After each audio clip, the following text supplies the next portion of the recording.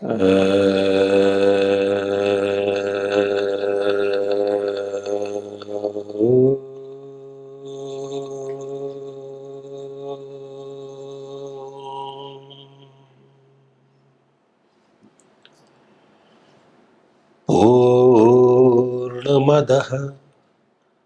पूर्णमिदं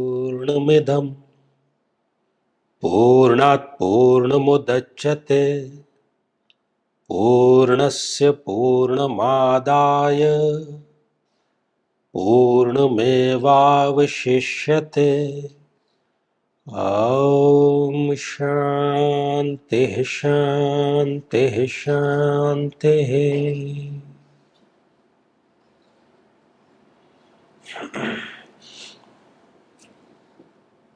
गुरुदेव प्रणाम। गुरुदेव, अहम ब्रह्मास्मि ऐसा कहा जाता है। क्या स्वयं को ही ब्रह्म मान लेना ये अतिशयोक्तिपूर्ण नहीं है? क्या इसमें अहंकार का भाव नहीं है? कृपया प्रकाश डालें।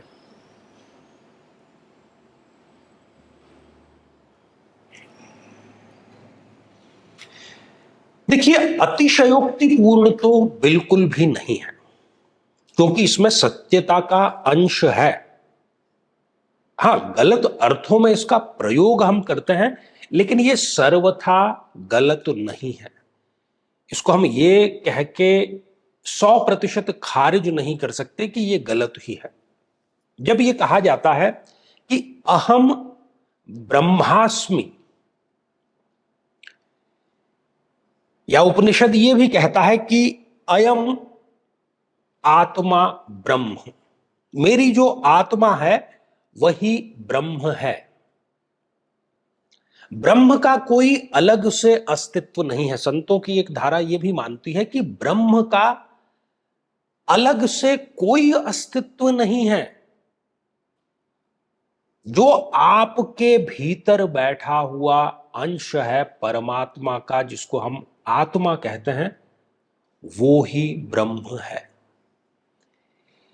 लेकिन जब इसमें अहंकार भाव आ जाता है, देखिए दो बातें हैं यहां पर। एक बात तो यह कि मैं ही ब्रह्म हूं, यह गलत है।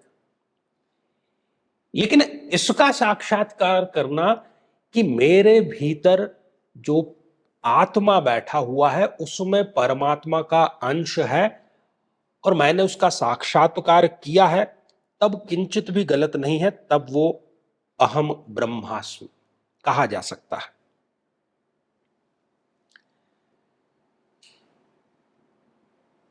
क्योंकि जितने मेधापूर्ण व्यक्ति हुए हैं, जो भी आज तक आत्म साक्षात्कार को उपलब्ध हुए हैं लोग,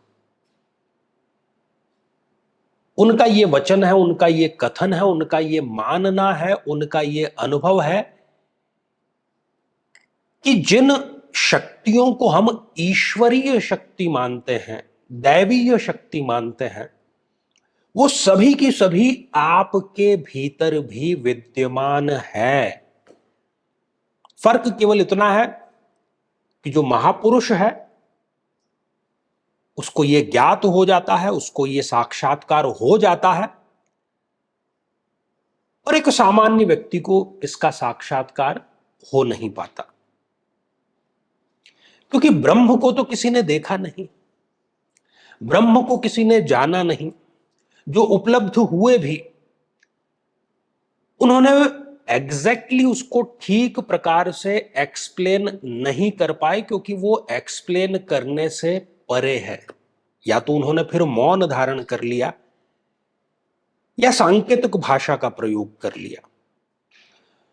और जो सशरीर यहां से तिरोहित हो गए संसार से, इस भव सागर से, उन्होंने भी लौट करके कभी कुछ बताया नहीं। तो ब्रह्म को जैसा हमने जाना है, ब्रह्म को जैसा हमने समझा है, उसी के अंश का ठीक ठीक साक्षात्कार कर लेना, जान लेना, यही अहम ब्रह्मास्मि है। जो भी अपने क्षेत्र में दक्ष है, प्रवीण है, जिन्होंने अद्भुत कार्य किए हैं, चाहे वो वैज्ञानिक हों, कवि हों, दार्शनिक हों, चिकित्सक हों, जिन्होंने भी अपने क्षेत्र में अद्भुत कार्य किए हैं, तो जब वो अद्भुत कार्य घटित हुए उनके माध्यम से, तब उन्होंने ब्रह्म ही उतर करके वो कार्य कर रहा था। वो एक केवल माध्यम थे उसका।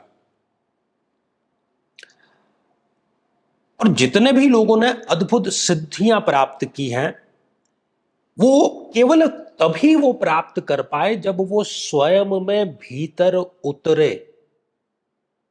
यहां पर विरोधाभास क्या है सबसे बड़ा, कि हम जीना तो चाहते हैं इंद्रियों के स्तर पर, हम जीना तो चाहते हैं बाहरी जगत में, और फिर हम साथ में ये भी चाहते हैं कि हमें ब्रह्म का भी साक्षात्कार हो जाए। तो ये दोनों बातें एक साथ में घटित नहीं हो सकती, क्योंकि ये सिक्के के दो पहलू हैं।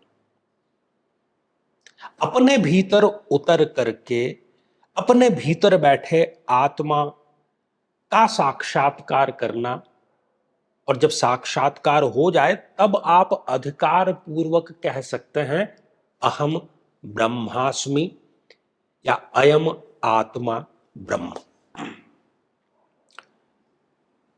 और यदि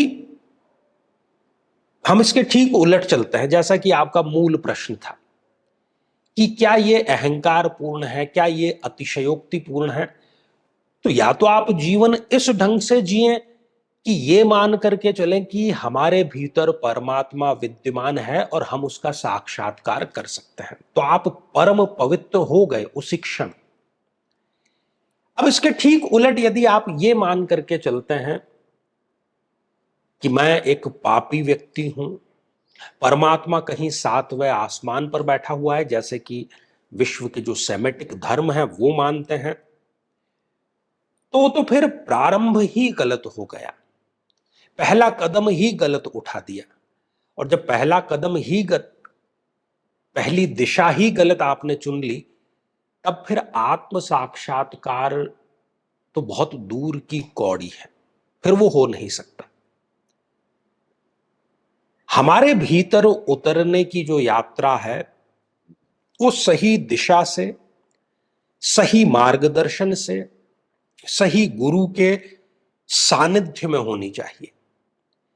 और पूरा का पूरा आप सूफी साहित्य, पूरा का पूरा जो भक्ति साहित्य है, वो तो एक ही बिंदु कह रहा है कि तेरा स्वामी तुझ में है, जाग सके तो जाग। और बड़ी सुंदर बात है कि हमन है इश्क मस्ताना, बहुत गहरी बात है, हमन है इश्क मस्ताना, हमन को होशियारी क्या, रहे आजाद या जग से, हमन दुनिया से यारी क्या। और जो बिछड़े हैं प्यारे से, जो बिछड़े हैं प्यारे से, भटकते दर बदर फिरते, मेरा यार है मुझ में, तो मुझको इंतजारी क्या। फिर कोई प्रतीक्षा, कोई इंतजार, कोई वेटिंग लिस्ट नहीं है, आपके भीतर ही वो विद्यमान है, कहीं बाहर नहीं है। इसलिए अहम ब्रह्मास्मि या अयम आत्मा ब्रह्म बात सत्य है, सही परिप्रेक्ष्य में हम उसको समझें तो।